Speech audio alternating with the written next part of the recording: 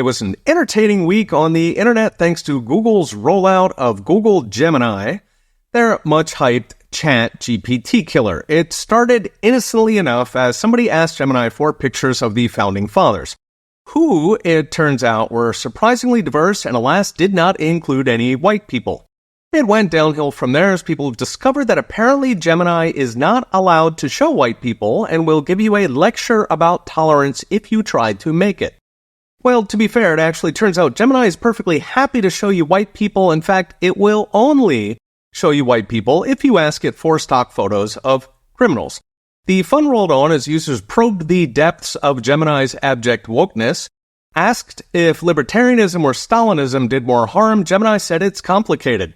Asked if Elon Musk or a certain German dictator hurt more people, again, Gemini said that's complicated. Asked whether the US is a better place to live than 1930s Germany, it simply responded, no. Like much of corporate America, Google's been falling apart ever since it embraced woke ideology. Starting around 2010, as left-wing activists rolled out their well-funded pressure campaign on Silicon Valley, which had previously been a libertarian utopia, and accelerating once Donald Trump won and those activists got a huge boost in funding. The problem is at this point it's basically crippled Google. The core product search is the only reason it is worth $2 trillion, and they are throwing it away, apparently to indulge in anti-white racism and criticize Elon Musk. Of course, this is true across corporate America, from Budweiser to Hollywood, throwing it all away for nothing. In theory, shareholders should be demanding new management, but in reality, shareholder votes are overwhelmingly controlled by 4 companies that custody shares. That's BlackRock, Vanguard, State Street, and Invesco. These are all woke, and they use their custodianship to insulate management from the consequences of their bad choices.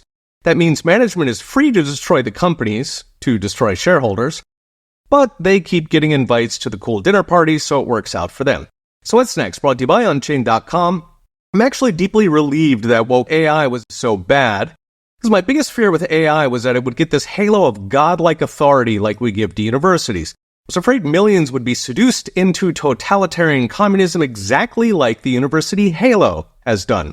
In fact, woke AI has become such a joke that it seems to have inoculated a large proportion of the global population against that halo.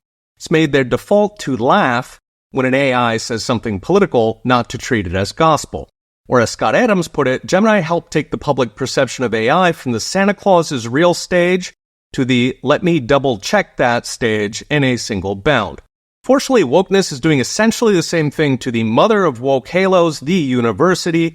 There's still a deep well of authority to drain, earned over centuries before universities became woke finishing schools, so we're not quite to the point where professors a punchline the way that Gemini has become. Still, from infinite genders to FDA covers up to running political cover for Joe Biden, the university is doing its best to ditch the halo of authority that Google apparently just threw away. I cannot wait. Okay, we'll be watching. See you next time.